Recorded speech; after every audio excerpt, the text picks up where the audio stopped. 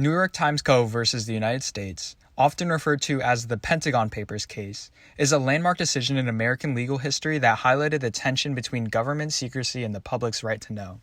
This case, decided in 1971, remains a pivotal moment in U.S. constitutional law, particularly regarding the First Amendment, which guarantees freedom of the press.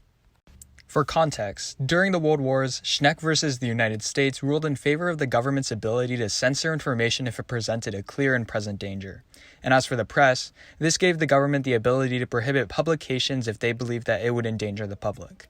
However, another case in Neer versus Minnesota was set an important precedent for New York Times Co. versus the United States, as Neer versus Minnesota shut down a Minnesota law that made it illegal to write down anything inflammatory about the government. By the late 1960s and early 1970s, the American public had become increasingly hostile to the ongoing U.S. military intervention in Vietnam. In 1970, analyst Daniel Ellsberg leaked a top-secret history of the U.S. involvement in Vietnam to the New York Times. This document, known as the Pentagon Papers, showed that the President Lyndon B. Johnson, who had left office in 1969, had lied to Congress and the American people about the extent of U.S. military action in Southeast Asia. Then, in 1971, the New York Times published the first chapter of the Pentagon Papers. The administration of President Richard Nixon then issued federal injunctions against publishing the remainder of the Pentagon Papers to both the New York Times and Washington Post. The federal government argued that the publication of the top-secret history would imperil national security, and then after appeals, the case eventually reached the Supreme Court in June of 1971. In a landmark ruling, the Supreme Court held that the government's efforts to restrain the publication of the Pentagon Papers did in fact violate the First Amendment. The decision was a 6-3 vote, with the majority opinion stating that the government had not met the heavy burden of proof required for prior restraint. That is, the government's ability to restrict the publishing of information that it deemed was endangering to the public to release these papers. The court offered two explanations for this ruling.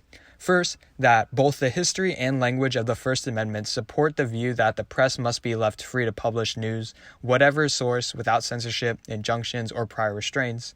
Second, that the publication of a history of U.S. action in Vietnam would not endanger current military personnel by revealing their location or movements. In terms of the significance of the case, it reaffirmed the fundamental role of the press as a watchdog over government actions, serving the vital function of informing the public about matters of significant concern. This case underscored the essential principle that a free and independent press is crucial in a democracy, acting as a check on government power and secrecy. Secondly, the case set a high bar for the government's ability to justify prior restraint from Schneck versus the United States.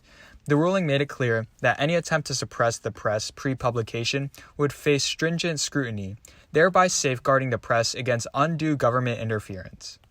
Thirdly, the decision played a critical role in shaping public opinion during the Vietnam War. The revelations in the Pentagon Papers contributed to the growing skepticism about the U.S. government policy in Vietnam, fueling anti-war sentiment and demanding greater transparency from federal authorities.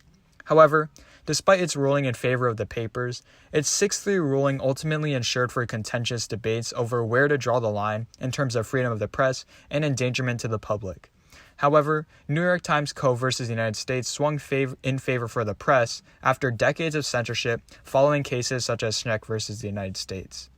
Overall, this case remains a cornerstone for the First Amendment and continues to influence debates on national security, the press, freedom, and the public's right to know the inner workings of the government.